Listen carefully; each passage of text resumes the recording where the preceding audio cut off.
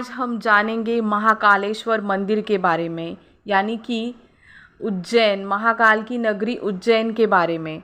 काल को लगातार चलाने वाले, काल के अंत तक यहीं रहने वाले महाकाल रहस्यों से भरे हुए हैं।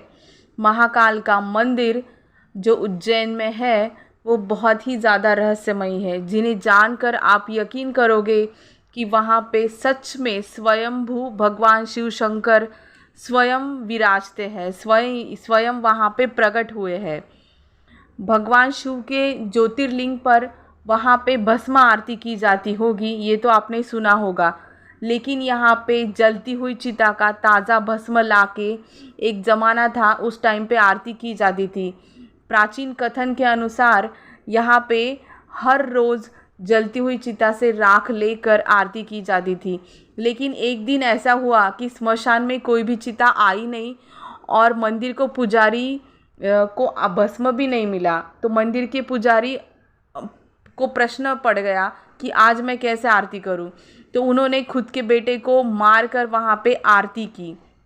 ये सब देखकर भगवान शिव प्रसन्न हुए और मंदिर के पुजारी के बेटे को जीवन दान देते हुए कहा कि आज से उनकी आरती जो है वो कपिला गाय के गोबर के कंडों से होगी।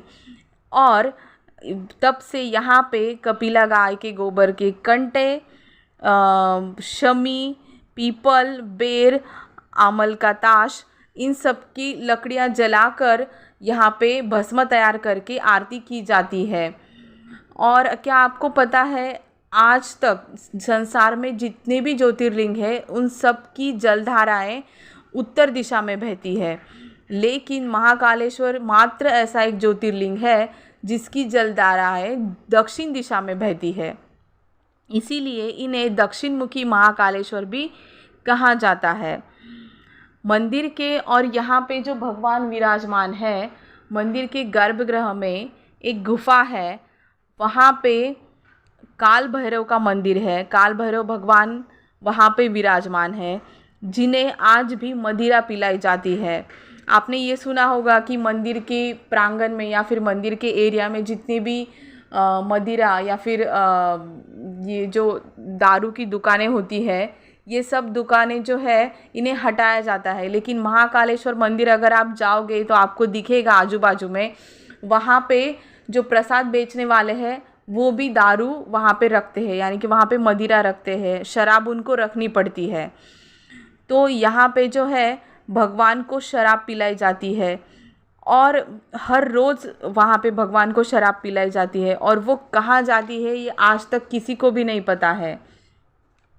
यहाँ और एक बात, यहाँ पे कोई भी मंत्री यहाँ पे रात को नहीं रुकता है। कोई भी मंत्री, राजा, पीएम यहाँ पे अगर रात को रुका तो उनको बहुत सारे संकटों का सामना उनके आदि जीवन काल में करना पड़ता है। राजा विक्रमादित्य के बाद यहाँ पे कोई भी राजा रात को नहीं रुका है। अगर रुका है तो बहुत सारी घटनाएं घटी है। जैसे कि एक बार भारत के चौथे पीएम मोरारजी देसाई यहाँ पे रुके थे, तो अगले ही दिन उन्हें इस्तीफ़ा देना पड़ा था, उनकी सरकार गिर गई थी। उसके बाद जो कर्नाटक के सीएम है BS येदियुरप्पा एक रात उज्जैन में रुके थे और कुछ ही दिनों के अंदर उन्हें अपने मुख्यमंत्री पद से इस्तीफ़ा देना पड़ा था। मुख्यमंत्री पद उनको छोड़ना पड़ा था, उनकी सरकार गिर गई थी।